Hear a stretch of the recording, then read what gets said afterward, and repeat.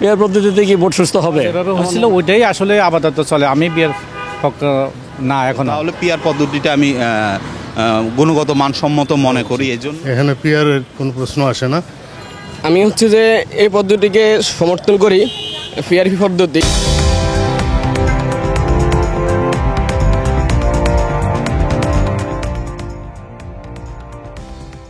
দর্শক, বাংলা এডিশনের নিয়মিত আয়োজন জনমত আপনাকে স্বাগত। আপনাদের সাথে আছি আমি ফয়সাল আহমেদ।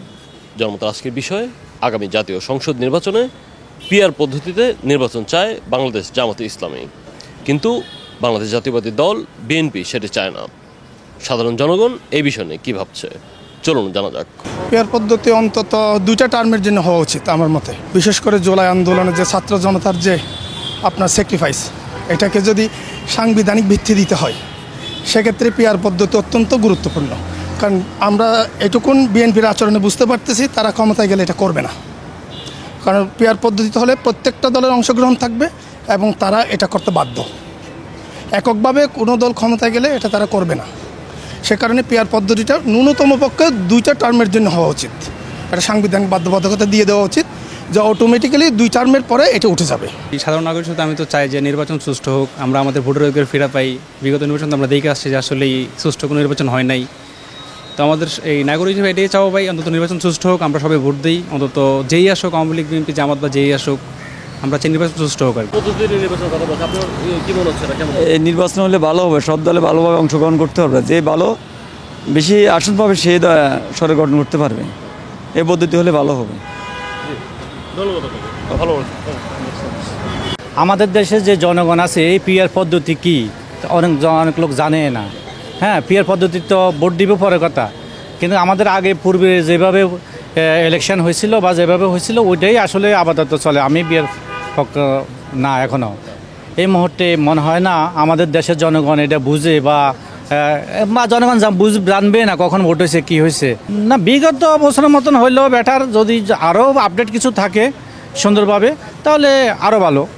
এটাই তো চাচ্ছি। আসলে আপডেট তো দিন ডে বাই ডে হচ্ছে, তাহলে আপডেট থাকাই ভালো। এখন বিগত দিনে আসলে গত 16 বছর যে এমনও ছেলে আছে ইলেকশানে দেখে নাই, ইলেকশান জানেও না। হ্যাঁ, কার জন্য ইলেকশান হচ্ছে। তা আমরা যারা আসলে হয়তো একটু বয়স হয়েছে, আমরা বুঝতেছি যে আগে ইলেকশানটা একরকম হয়েছিল, এরপরে হয় নাই, এখন আবার একটা ইলেকশন হবে, সবাই একটা আনন্দ সাথে থাকবে বা চলবে। আসল বিষয় যেটা সেটা হচ্ছে যে কনস্টিটিউশন কি বলে। কনস্টিটিউশনের বাইরে তো কিছু করাটা সম্ভবই না আর কি। তো সেখানে অন্তর্বর্তী সরকার কি কনস্টিটিউশন চেঞ্জ করার রাইট রাখে, এটা একটা প্রশ্ন। কাজেই এত বিতর্কে না যে কনস্টিটিউশন যা বলে সেভাবে ইলেকশনটা হওয়া উচিত। এখানে পিয়ারের কোনো প্রশ্ন আসে না। যারা নির্বাচিত হয়ে সংসদে আসবে এরা পরে দেখবে যে কি করা যায়, কোনটা ভালো হয়।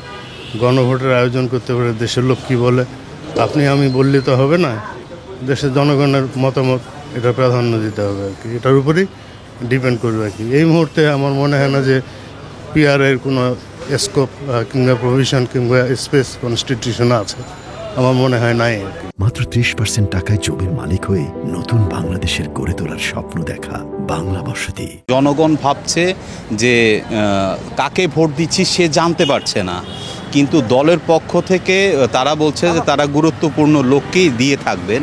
তো আমি মনে করি যে এই লোক গুরুত্বপূর্ণ, সেই তো তার দলটা নির্বাচন করে থাকবেন, এবং কি আমি তাকে এই দায়িত্বটা দেওয়া উচিত যে সে যাকে ক্যাপাবল ভাববে, মানে গুরুত্বপূর্ণ ভাববে এবং দায়িত্বশীল মনে করবে, তাকেই সে তার নির্দিষ্ট দায়িত্বে দিবেন।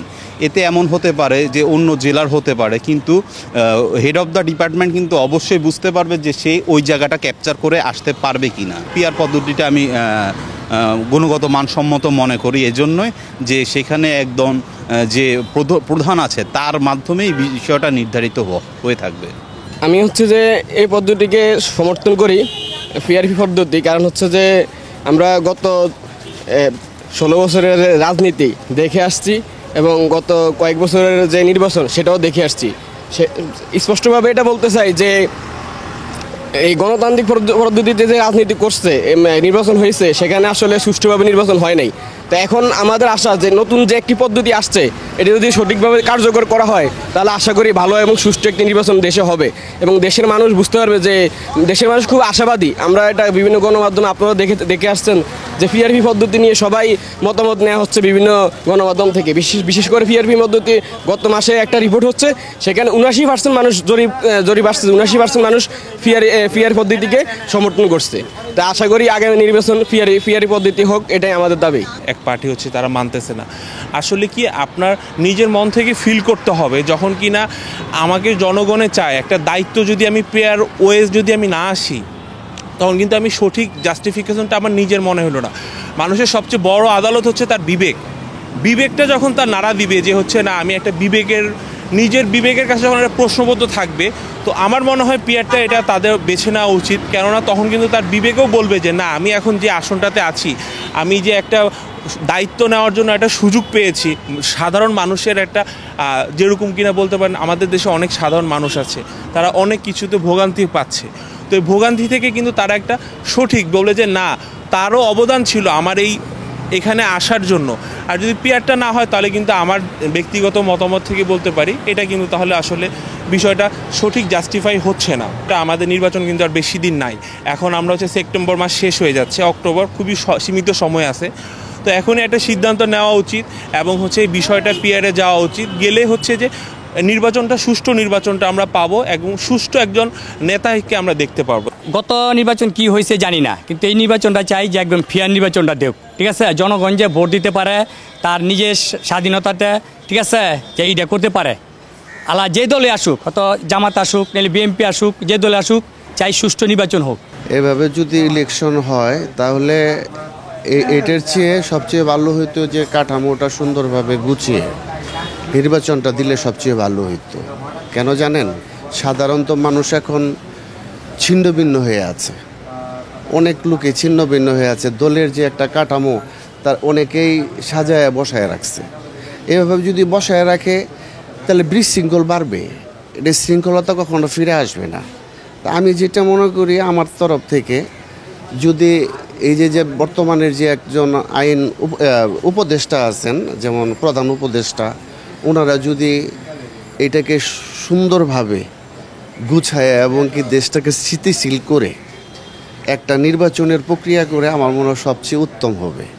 কেন জানেন, যে দেখেন এখন আপনি একটা জিনিস দেখেন, দেশের ভিতরে কোনো মানবতা নাই, কোনো ধরনের শৃঙ্খলা নাই, যে যেমনে পাইতেছে একদম হাই লেভেলের। আপনার যে থেকে সচিব থেকে আরম্ভ করে প্রশাসন থেকে আরম্ভ করে যার যার মনে যে যা পাইতেছে তাই সুযোগ সুবিধা ভোগ করতেছে। তো এইভাবে নির্বাচন দিলে হয়তো ওই দলের ভিতরে তারা ঢুকে আবার একটা সুযোগ সুবিধার ব্যবস্থা করবে।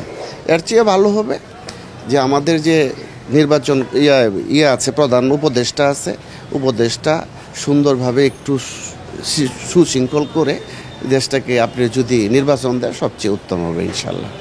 পেয়ার পদ্ধতিতে কি ভোট সুস্থ হবে এমন মনে হয় না, আবার হবে কিনা এটাও আমরা গ্যারান্টি দিতে পারতেছি না। রাতের ভোট না হওয়াই উচিত এবং আমরা জনগণ যারা আছে তারা যেন ভোট দিতে পারি সুস্থভাবে, আর জেনুইন লোকেরই জন্য আমরা ভোট দিতে পারি। আর যার যার ভোট শেষে দিবে, যাকে পছন্দ হবে তাকেই দিবে, এ ধরনের হওয়াই উচিত। দর্শক, আজ এই পর্যন্তই। কাল শুনবো আপনার মত, দেখা হবে অন্য কোনো পথে, জানাবেন আপনার মতামত।